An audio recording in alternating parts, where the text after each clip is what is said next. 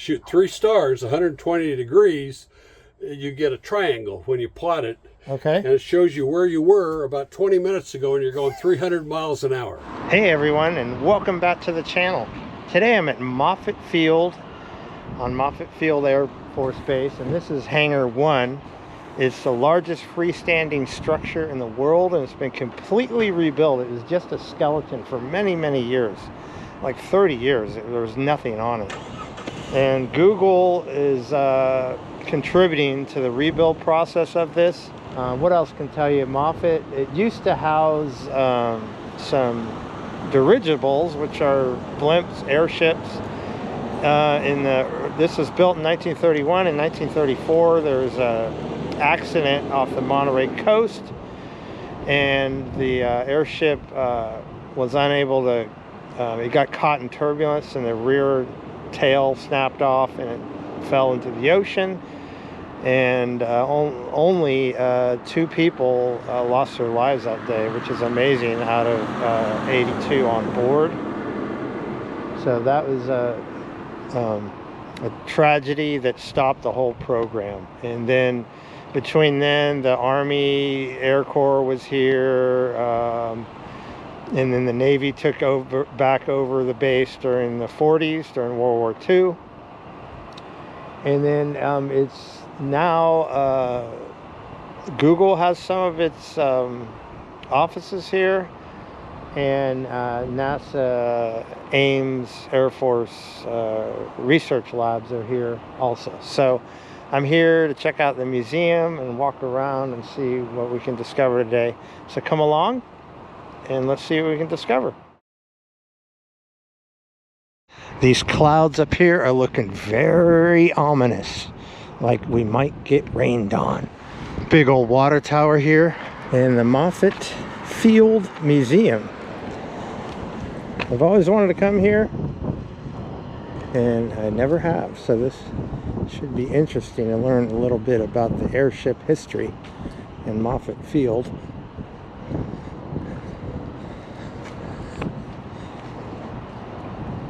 Here's an old picture of the hangar that I just showed you guys. Look at that, how big it is inside. There's some old pictures of the airships that were flying out of here. 1932 shot. Oh. This is how it looked a long time before it started the rebuild process. Here's an overhead shot. So this is all the dirigible area here. Look at this. This is awesome.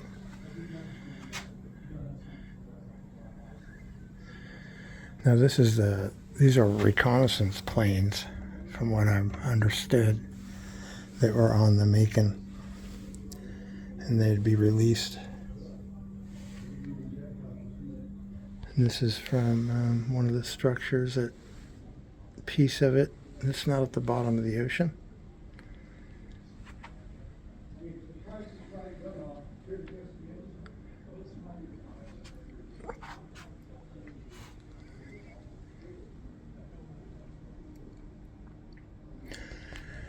And this is a 1932 article, Macon in the Making.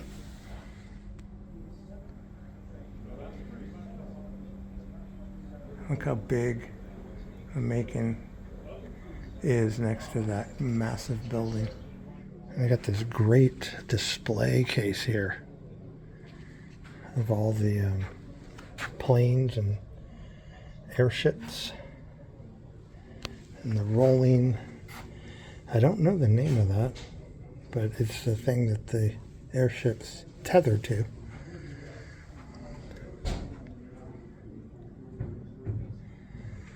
And this is the Macon, with the planes underneath. That unfortunately had an accident off Monterey's coast, and the remains of it are 1,000 feet below the surface.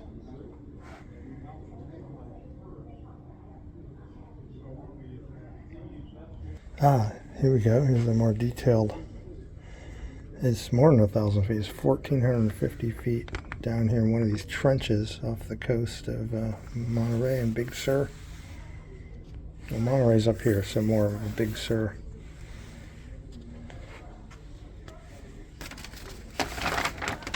See, let me move this map.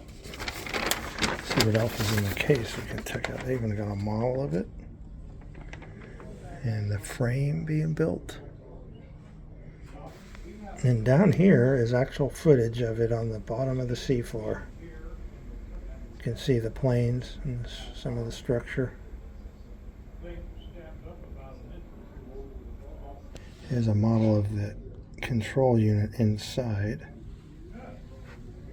And then some more close-up pictures. It's a control.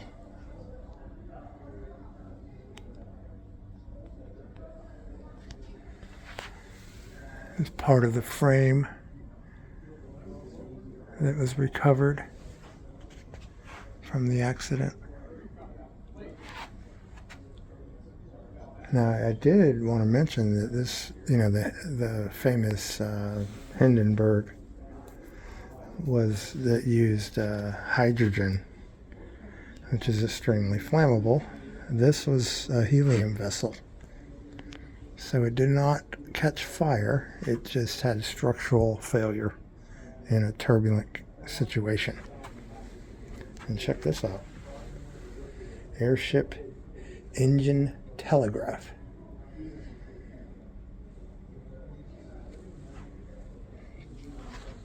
And this is a segment of the structure here. It's light. It's really light aluminum. Doesn't look very strong. I mean, it is, but it's not also.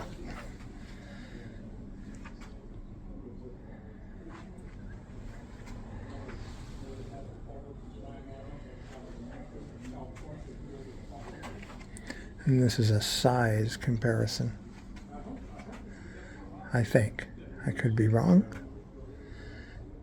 I'm not sure what this is. Maybe it's the guys who were involved in building it.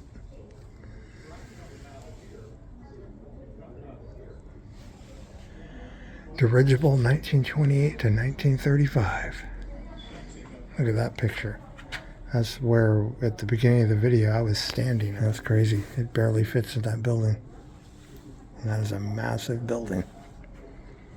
Look at that size difference there. Head view, general view. This is a whole artistic rendering.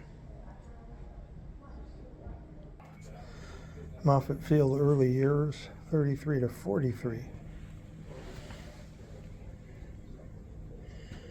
Is the inside of a dirigible. Blimp, airship, whatever you want to call it. Okay, we're going to look around a little more in the other parts of the museum. Look at the planes up there. Those are awesome. All these model planes someone took a lot of time building. Uniforms. Look at this bomber. That's impressive.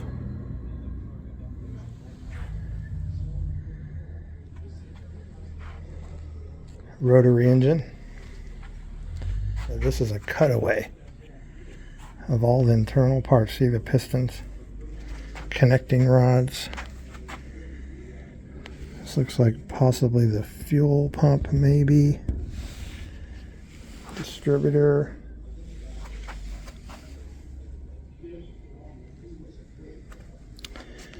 Valves on top. M14. Some of these models up here are really awesome, really detailed. Look at that one.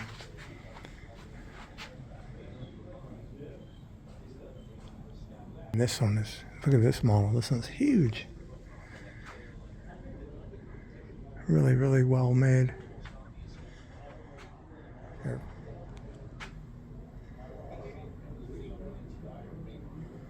All hanging from the ceiling. I used to have these in my bedroom, a few, but my brother was really into it, and he made commercial airliner planes. He wasn't into making the war planes, but he got really good at making 747 Pan Am models. And at the time, I fly Delta to visit my dad and grandparents in Texas.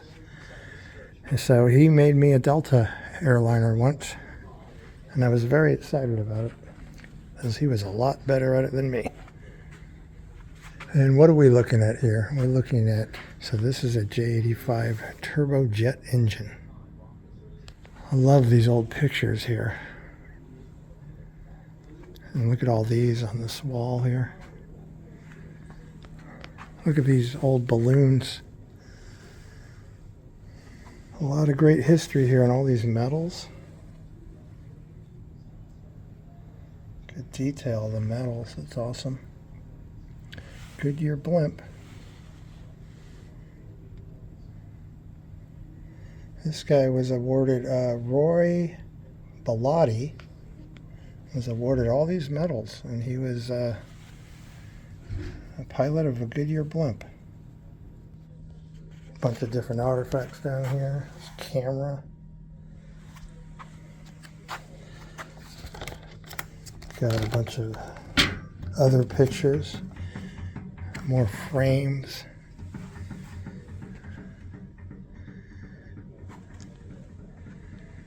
These plates are cool. Fleet Admiral plates. General of the Army.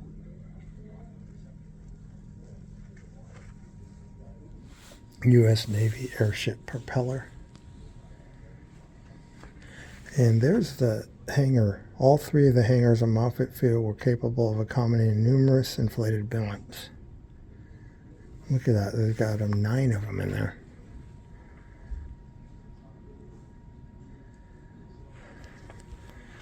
And here's a blimp that had a little accident in Daly City. Sorry about the glare. Try to move out of the light. There's a newspaper article. Ghost blimp mystery still up in air. Ghost blimp.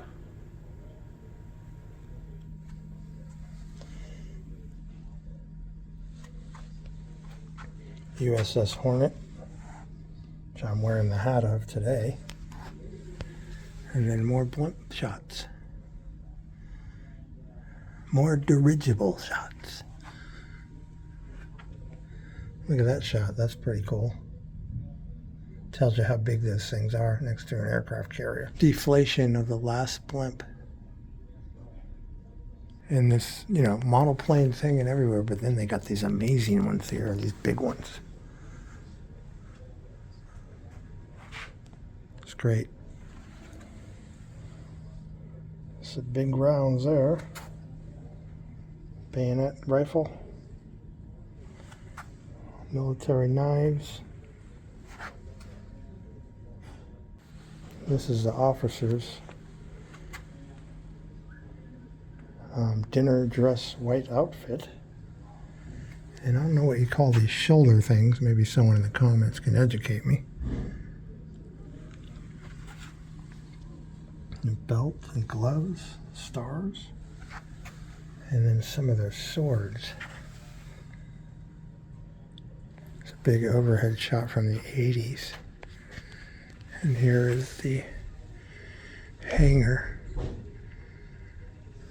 I guess we're in this building right here. Got some of these crazy experimental planes.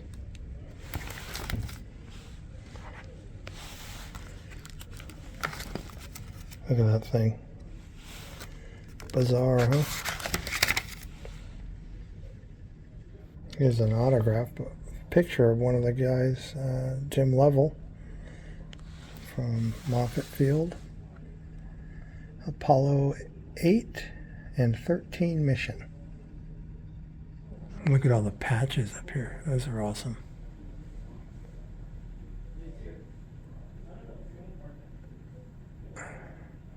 Look at this one with the snake coming out of the skull.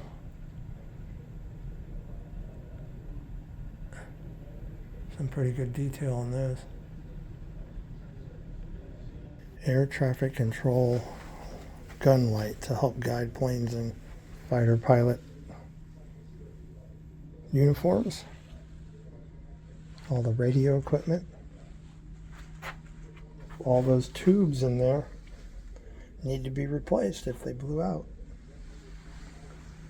No transistors here, folks. It's a regimental flag. That's an old flag, huh? Notice the stars on it. There's some submarines here. And my wife's grandfather worked on nuclear subs. Every room in here, it's not a huge museum, but every room is presented so well. More ordnance, more weapons, shells, hand grenades, bonds to help support the war effort. Got a training cockpit here. Another training cockpit.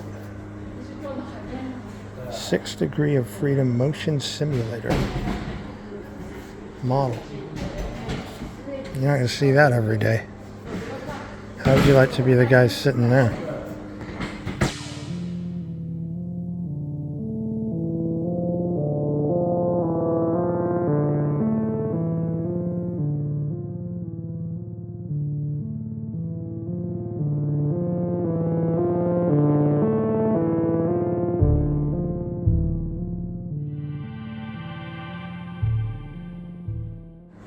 Imagine how loud that thing is.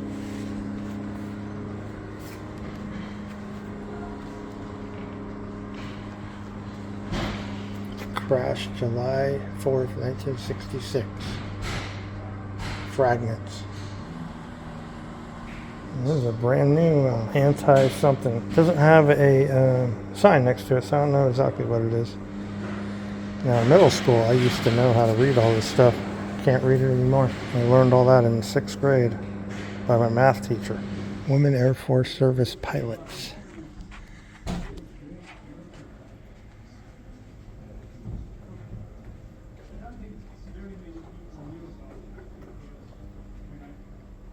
It's a wooden model of a Macon. Got all these posters in here too. Ooh, sexy women.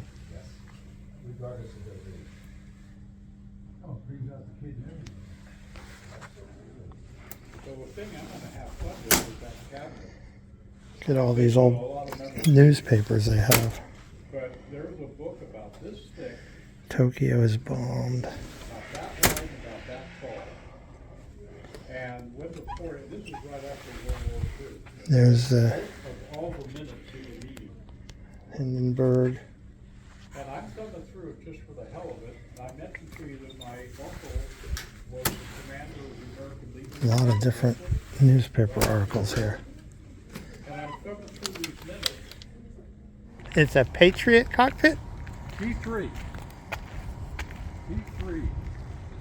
The kind of airplane I flew.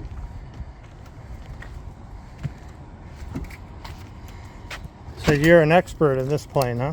Well, I was in the back. Oh. I was my God. I was back right where that white car is. So basically, they went down to the desert. This picture, they went down to the desert. They found an old airplane. They cut the nose off. Yeah. They brought it up here. Yeah. And what they did is they took out the round gauges. They put in flat panel displays. Yeah. And they brought in pilots. I was a navigator, and they brought in pilots and said, "Would you like them like this or like this?" And of course now, almost every kind of airplane's got flat panel displays.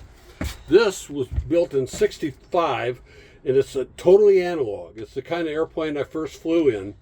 No computers. I was a navigator, and to get across the Pacific, there's a huge area there where electronics doesn't go to, and the only way to get across the Pacific is celestial navigation. Wow. That's the only way you could get across. So you had to look at the stars. You had to shoot the sun, the moon, the stars, and that's why I really liked flying at night, because you could, for each celestial body, it only gives you one line. Yeah. So if you fly at night and you shoot 3 stars, 120 degrees, you get a triangle when you plot it, Okay. and it shows you where you were about 20 minutes ago, and you're going 300 miles an hour. So you were within 20 minutes at any time. It takes you about 20 minutes to do out. a celestial shot. Yeah. So you couldn't get ahead of it. No. No. No. What to do a 3-star shot? It takes and post compute it takes about 20 minutes. So that's why I say it shows you where you were 20 minutes ago. Wow. And you're going 300 miles an hour. And these gauges would not assist you in any of that. Nope. They just kept the plane level. Yeah. So there's 4 engines. Number 1, number 2, number 3, and number 4. And this is a flight engineer, and his job is to keep those motors running. He's been a mechanic for probably more than 10 years. Right. And he knows all about the engines. And all those black things there, those are annunciator lights. And if they go off, they indicate certain malfunctions. Like these here? Or? Well, no. I'm talking about those black things above the gauges. Oh, I see. Yes. Those are called annunciator lights. And depending upon which ones come on, prop pump 1, prop pump 2, hydraulic, this, it tells you what's going wrong. Okay. And depending upon what it is, you make a decision. And if the plane commander and you all decide that you've got really something wrong, the plane commander can command the flight engineer to feather number 1. You pull this out, that shuts the engine down, shuts the gas and electricity, it feathers the propeller, and you're going home. I see. But sometimes when you're out flying and you find something important,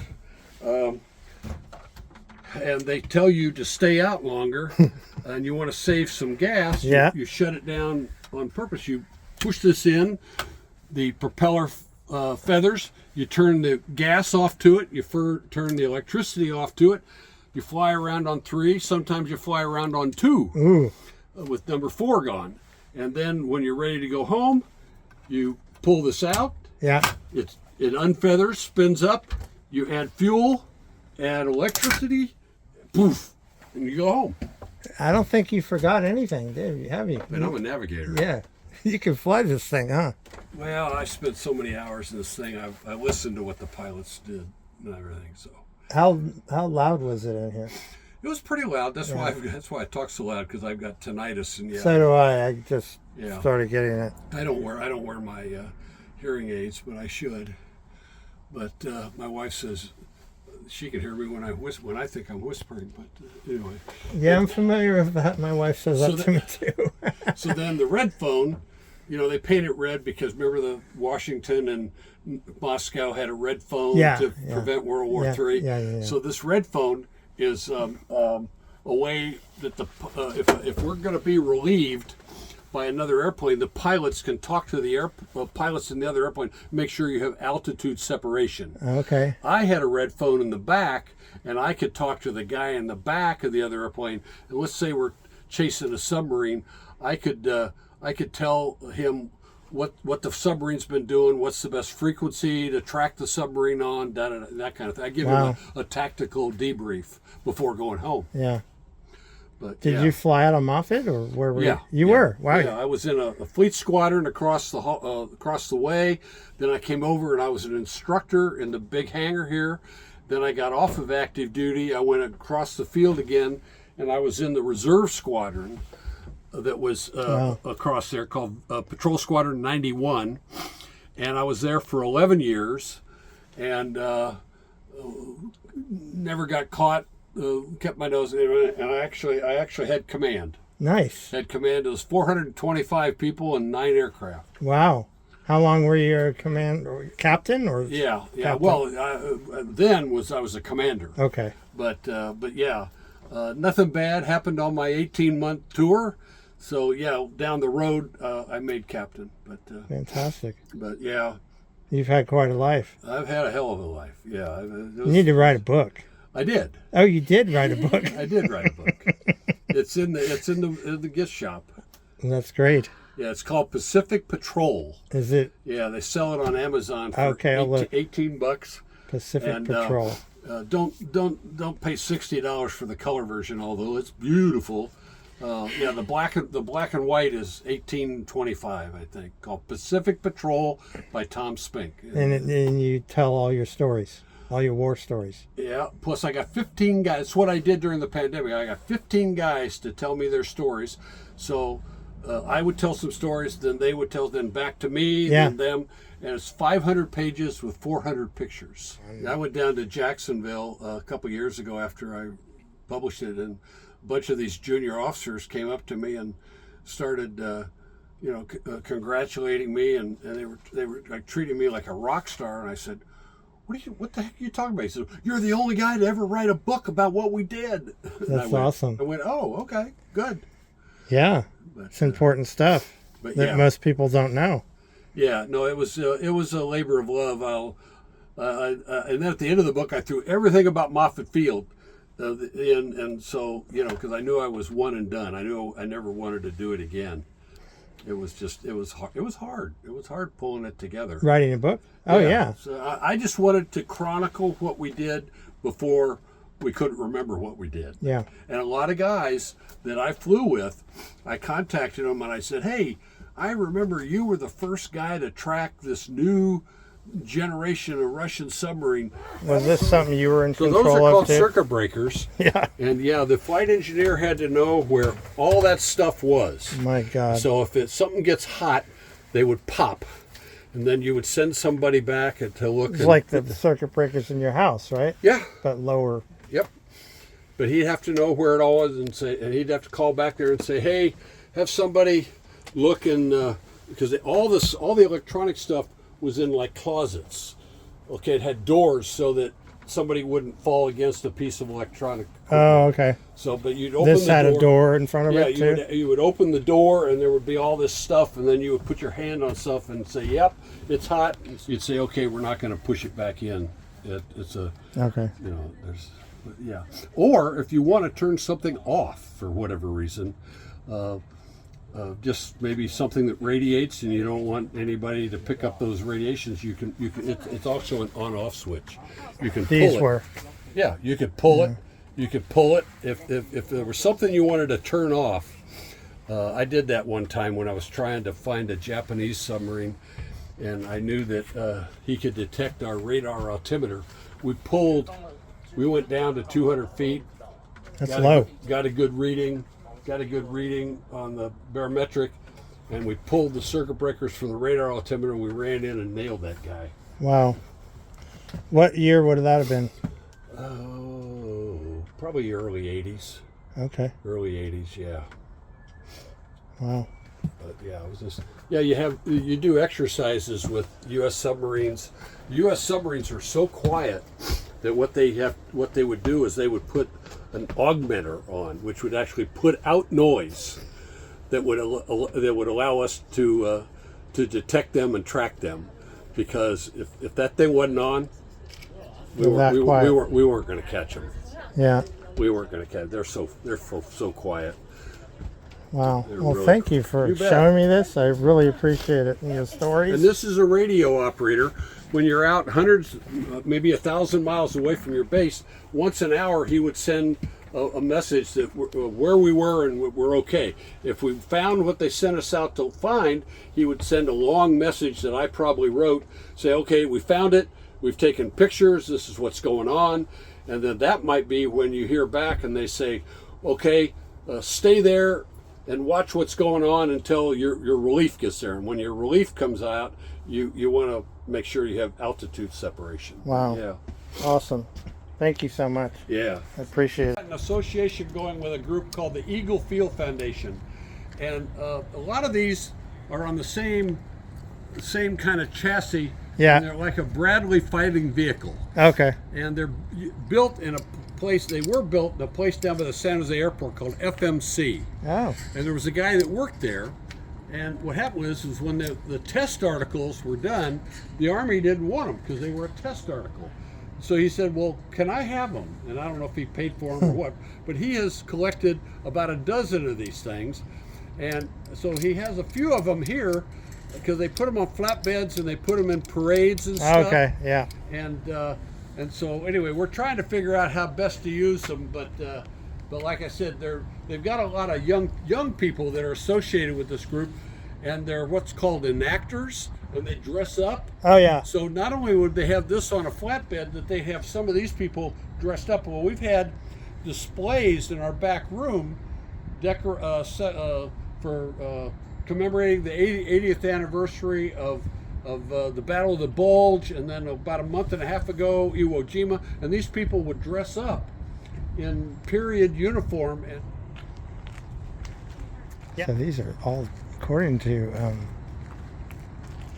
gentleman there, these are all kind of test vehicles made to see if the Army wanted to continue making them. But what I understood, I've read online about this particular one, this was designed for the astronauts, and it has asbestos and heat shielding, and they all had to be trained to use it. Here's another one, astronaut rescue vehicle, M113 astronaut rescue vehicle. You're not going to see one of those every day. Probably the only one in existence.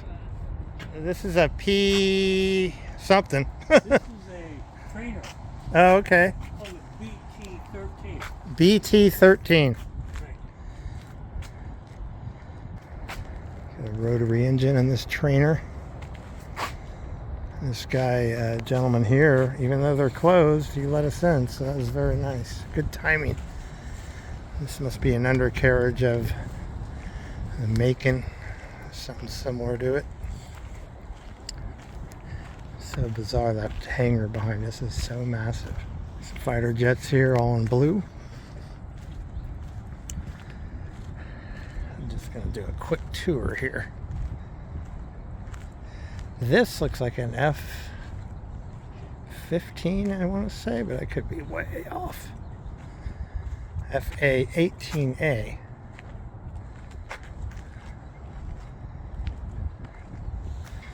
That's a good looking plane, you know. Good looking plane.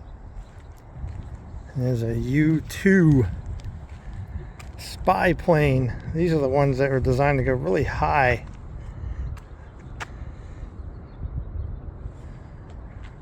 You see the wheels on the wings? And then over here we got a NASA branded one. NASA wheel covers. Very nice.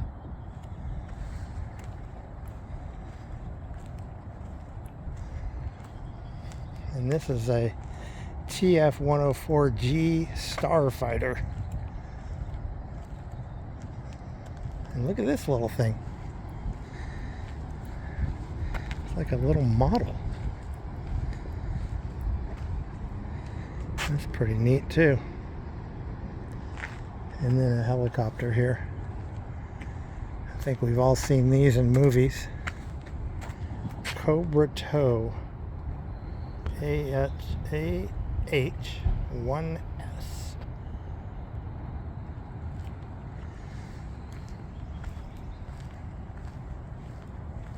Pretty neat, pretty neat.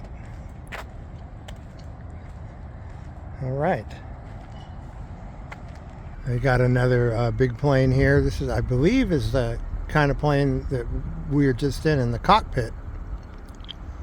Here on display at the base. Pretty nice. I like the black cat on the tail. Here is an old dilapidated recreational center. It's kind of sad. Brings a tear to my eye to see it total. You know what it looks like? It kind of looks like an old Taco Bell too. Take a run to the border. Taco Bell. Some old housing. Right at the main entrance here, they have this big replica of the space shuttle. The bygone era of the space shuttle. NASA Ames Research Center Space Shuttle Wind Tunnel Test Model. Wow. So this is an actual official Space Shuttle test model. That's pretty cool. Looks like it's all made out of wood.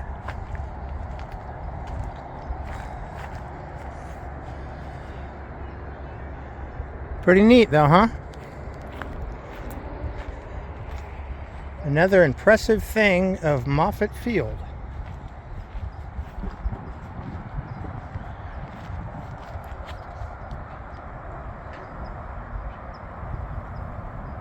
Hey, thank you for coming along with me today at the Moffett Air Force Museum here. The Moffett Museum, giant hangar being rebuilt behind us. I hope you enjoyed everything as much as I did. I like all this military history, and that gentleman talking to us in the mock-up cockpit was awesome, hearing his war stories in the museum. So thanks for coming along, and I'll see you on my next video. Peace.